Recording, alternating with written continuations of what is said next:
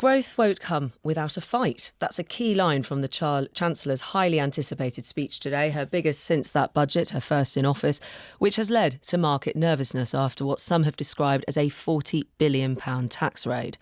Heathrow expansion is expected to be announced as she explains her plan for growing the economy, as well as her vision for the region between Oxford and Cambridge, saying it could become Europe's Silicon Valley. Well, we've got the Business Secretary on the line, Jonathan Reynolds. Good morning. Good morning. When did you realise the doom message had gone too far? I don't believe we had a doom message. I believe we faced a difficult fiscal inheritance. We had to address that. There's no solid foundation for the future unless you address the national finances. But I've always been optimistic. I've always been excited about what this government is about when it comes to growth, because I know that the things that have eluded previous governments, they haven't had the will to do, haven't been able to deliver, whether that's on building reservoirs or getting a railway built between London and Manchester. I knew we were resolved to do. And you will hear in the speech from the Chancellor today, unequivocally, that this government's plan for change is not only about making this country better off, every part of it better off, but about addressing some of these difficult decisions and not accepting the national decline of the last 15 years. And I'm really excited what that means. There's that doom message. You've just done it yourself. The national decline of the last 15 years. That's not a way to get businesses up and raring to go and make the people of this country feel like we've got a future that you're excited about. No, I think it's a contrast to the last 15 years. I mean, look, let's be frank. If the economy were to continue as it did for that decade and a half, the consequences for living standards, for public services in this country would be severe. We're about change. We were elected to deliver change, and you'll have unequivocal evidence of that, of a government willing to tackle these really difficult issues of working with business. You've had a budget, you've had 7 months, and we're now teetering on the edge of a recession.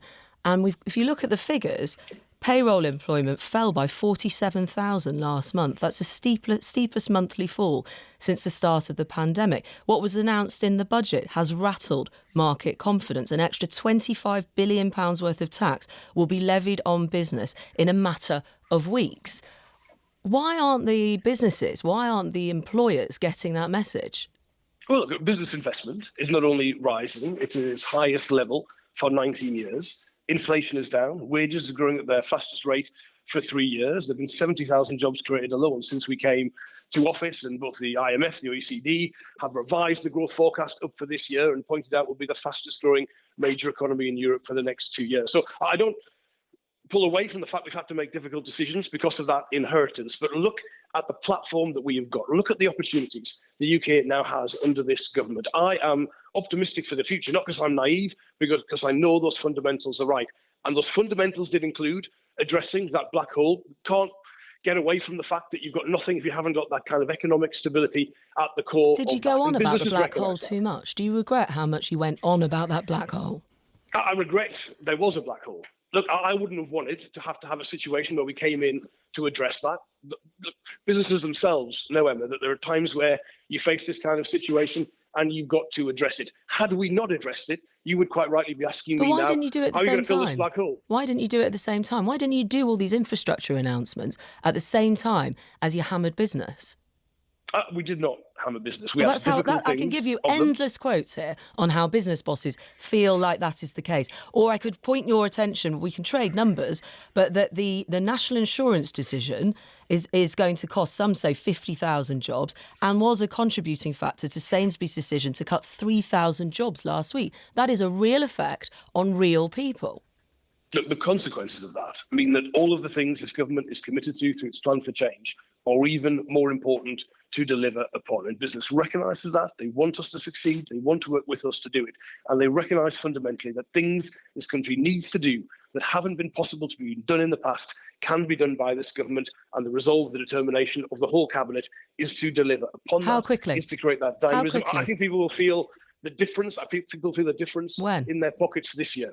Because inflation's coming down and wages are rising, and the kind of, I believe, excitement, dynamism we will generate in the UK from showing people we are willing to make these decisions to tackle these difficult issues. That unleashes the animal spirits, the sense of something exciting is happening in the UK. The animal spirits, but businesses say the tax changes mean they're going to face cutting jobs. You talk about people feeling the change this year. If you just look at your Oxford-Cambridge growth corridor, according to industry experts, that won't boost the economy until 2035.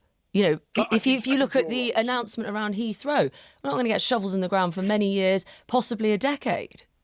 Look, people have been saying since the 70s, oh, it'll take too long to do that. And as a result, nothing has happened. But aside from the time it takes to deliver infrastructure projects, what we need in this country, particularly after what is happening in the US, is to get across that sense that we are a country that will not accept the poor performance that we've seen in the last few years, that we're going to make a difference, that we are going to do the things we need to do that have been too difficult in the past. And that is at the heart of the plan for change. It's the heart of the Chancellor's speech today. And that's how you generate the excitement, the confidence, the sentiment, which we recognise is harder when you've had to make difficult decisions. But avoiding those difficult decisions, and let's be frank, no one has, I'm aware, put forward any alternative from any political party to the Chancellor's plans that she put forward in the budget.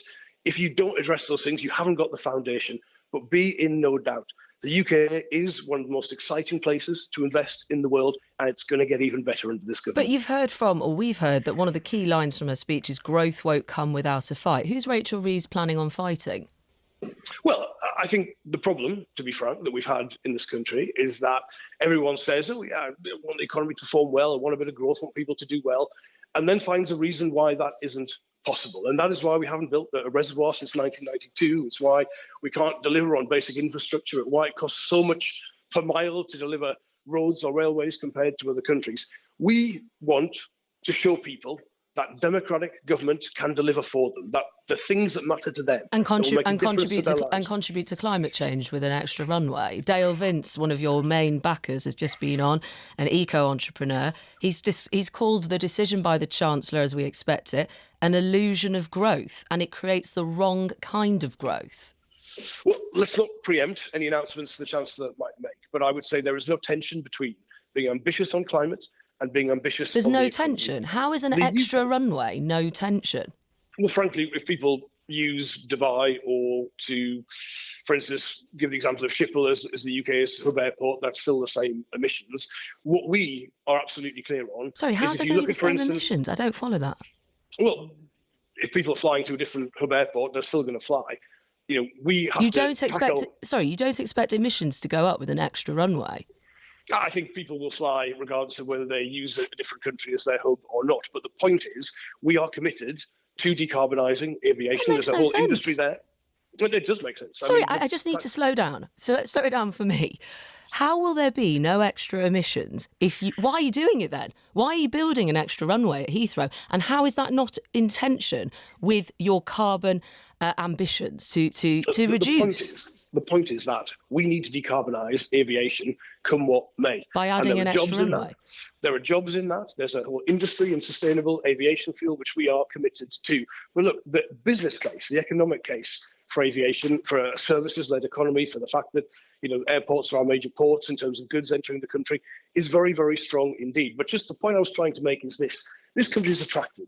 More investment in renewables than other comparable European countries. We've done 3 times the level of inward investment on that. There is not a tension between ambition on climate and ambition on the economy. Sorry, and there's no way you can tackle climate. It's so important that we're honest about this. The number of flights are currently capped at 480,000 a year. It could go up to 720,000 or nearly 2,000 a day on average. Heathrow's told the BBC it would eventually be able to serve up to 140 million passengers a year once the third runway is in operation. That is on your watch. That's on the Labour government. Yes, but even if there was no expansion in aviation, it would still need to decarbonise. The challenge is still the same one. And the ambition from the government is to do that and actually to get the economic benefits of doing that for the UK. But we are a services-led economy. Aviation, business links are a huge part of how our economy works. We need to be ambitious, both for decarbonisation and for the economy, and the two things go hand in hand. Well, you're going to have some very interesting conversations. We have to call time on it there, but certainly with the likes of Dale Vince, who's given £6 million to this project. Jonathan Reynolds, the Business Secretary, we look forward to that speech from the Chancellor. 16 minutes to 8.